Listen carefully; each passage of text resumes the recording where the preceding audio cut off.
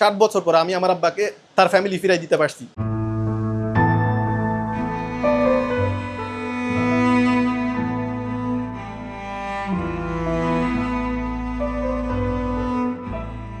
ষাটের দশকে হারিয়ে যাওয়া শিশু 60 বছর পর বৃদ্ধ হয়ে ফিরলেন স্বজনদের কাছে। এ যেন সিনেমার গল্পকেও হার মানাবে। মুক্তিযুদ্ধের আগে 1966 সালে দুর্ভিক্ষ পরিস্থিতির শুরুতে হারিয়ে যান চাঁদপুর জেলার মতলব উত্তরের কালেপুর চৌধুরী বাড়ির দুলাল চৌধুরী, যার বর্তমান নাম দেলোয়ার হোসেন ওরফে দেলু হাজি। মঙ্গলবার ব্যাংক কর্মকর্তা ছেলের উদ্যোগে শেকড়ের সন্ধান পান ষাটোর্ধ্ব এ ব্যক্তি। দেশে থেকেও 6 দশক পর এক ভাইয়ের সাক্ষাৎ পেলেন অন্য ভাই, জড়িয়ে নিলেন বুকে। এ সময় রাজধানীর মিরপুর এলাকায় সৃষ্টি হয় এক আবেগঘন পরিবেশের। হারিয়ে যাওয়ার পর 6 বছর বয়সী ছিন্নমূল দুলালকে নারায়ণগঞ্জে খুঁজে পায় চট্টগ্রামের এক বিহারি পরিবার। ওই পরিবারই হয় তার ঠিকানা। সেখানে মারধরসহ নানাভাবে নিপীড়নের শিকার হতে হয়েছিল তাকে। এরপর ঠাঁই হয় চট্টগ্রামের ফটিকছড়ির হারোয়ালছড়ি এলাকায়। সেখানে নূর হোসেন নামে এক ব্যক্তির পরিবারে অনেকটা আদের যত্নেই বড় হন দুলাল। অনেক আরাম জীবন যাপন আমার, অনেক আরামের কোনো শেষ নাই। আমি আজকে আরাম থাকা এই অবস্থা, মানে আমার মেমোরিতে এগুলো ঢুকে নাই। এখন ঢুকছে যে কেমনে, আমার ছেলে খুঁজতেছে, ছেলে বড় হয়েছে, ওই তো আমার দাদা দাদির জন্য কোরবান করব। আমার দাদার নামটা বলো। অল্প বয়সে হারিয়ে যাওয়া এই গ্রামের নাম, বাড়ির ফটক আর নৌকা যুগে বাজারে যাওয়ার স্মৃতি ছাড়া আর কিছুই মনে নেই দুলালের। সম্প্রতি বাবার শেকড়ের সন্ধান শুরু করেন তার ছেলে ব্যাংক কর্মকর্তা ইমাম হোসেন। প্রযুক্তির ব্যবহার ও বিশ্ববিদ্যালয়ের বন্ধুদের মাধ্যমে পেয়েও যান বাবার স্বজনদের। আমি যখন শুক্রবারে দোয়া করতাম, আমি দোয়া করতাম যে আমার আপন দাদাদের জন্য দোয়া করতাম। ওনাদের আমি নাম যেহেতু জানতাম না, আমার খুব কষ্ট লাগতো আসলে। মানে নিজের ফ্যামিলির নাম না জানাটা একটু মানে খারাপ লাগে না। আমার শরীরে কার রক্ত, কোন ফ্যামিলির রক্ত আমি নামটা বলতে পারতেছি না, যে আল্লাহ তুমি তার বেশ নসিব করো। গতকালকে সকালবেলা আসছি, আমরা জোহরের নামাজ পড়ছি। নামাজ পড়ার পরে একটা দোকানে বসছি, ওনার সম্বন্ধিত দোকান। বসার পরে আব্বু ঘটনার বর্ণনা করলেন।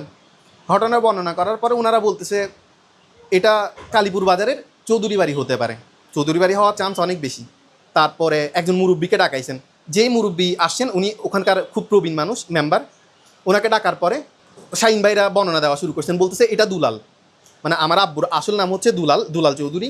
আমার মনে হচ্ছে যে আমার আব্বার ছেলে হিসেবে আমার যে কর্তব্য ছিল আমি পূরণ করতে পারছি। আমার পুরা জীবনে যে একটা মানুষের একটা স্যাটিসফ্যাকশন থাকে, ওই স্যাটিসফ্যাকশন আমি পেয়ে গেছি যে 60 বছর পরে আমি আমার আব্বাকে তার ফ্যামিলি ফিরাই দিতে পারছি।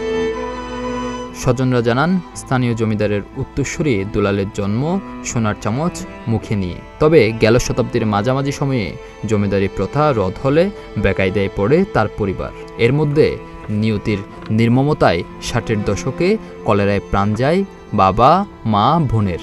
বেঁচে থাকা এতিম 3 ভাইয়ের মধ্যে দুজনের ঠাঁই হয় স্থানীয় এতিমখানায়। দেশে দুর্ভিক্ষ পরিস্থিতির শুরু হলে সেখানে বন্ধ হয়ে যায় খাবার। ফের ছুটে আসেন বাড়িতে। একদিন বাড়ির আঙিনায় খেলার সময় নিখোঁজ হয়ে যান দুলাল। সাধ্যমতো খোঁজাখুঁজি করেও সন্ধান পাননি স্বজনরা। কেমন লাগবে, আমি গতকাল সারা রাত ঘুমাইনি। শোনার পরে আমার ঘুম একটু হয় নাই। সারা রাত ফজর নামাজ পড়া আমি কই এখন যদি শুই তা আমি তো উঠতে পারবো। আমি বলছি আমার অফিসে আয়। আমার অফিসে আসছে, অফিসে আইসা প্রথম সাক্ষাৎ হইল। এটার কি অনুভূতিটা কি বুঝাইতে পারবো না। আর দুলাল যে বেঁচে আছে এটা আনএক্সপেক্টেড, আমি চিন্তাই করিনি। মাত্রার মতো যুদ্ধে কোনো গোলাগুলিতে হয়তো মারা গেছে। এই দুলাল যে হঠাৎ করে চলে আসলো, এবং এখানে কোনো সন্দেহ, ডিএনএ টেস্ট মানে অন্য কোনো টেস্টের প্রয়োজন নাই। তার শরীরের গঠন, পা, আঙ্গুল, হাত, মুকুল ভাই এবং ওর ভাই সব 100% এখানে মিল। উনি যেদিন চলে যায় সেদিন আমার সঙ্গে আমার থেকে আমার আরো 2টা চাচা সবাই ছিল। আমরা 4 জন খেলাধুলা করতেছিলাম। আমার ভাই যে ক্ষুদা, আমার চাচারে দেখে ও কেন আসলো দেখে এই যে সে চলে গেল, ওই যে গেল আমাদের গাছের গোড়া দিয়ে, তুলা গাছ ছিল, তুলা গাছের নিচে দিয়ে সে চলে গেল, এই যে গেল। আর এই স্মৃতিটাই আমার মনে আছে। তারপরে আমার চাচার নাক, চোখ সব কিছু একদম মানে কপি।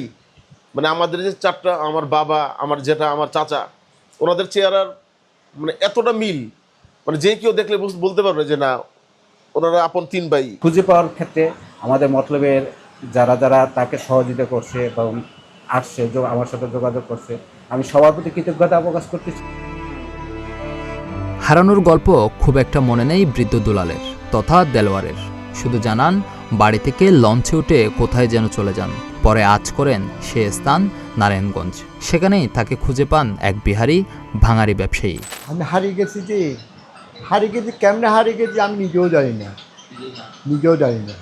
ওই দিনের ঘটনা চলে গেছি 7 দিনের আগে যুদ্ধর আগে চলে গেছি। না না না না না এগুলো আমার কিছু মনে নেই, এগুলো আমি পড়তেও পারবো না, মনেও নাই। আমি লঞ্চে করে নারায়ণগঞ্জে চলে গেছি। বুঝছে?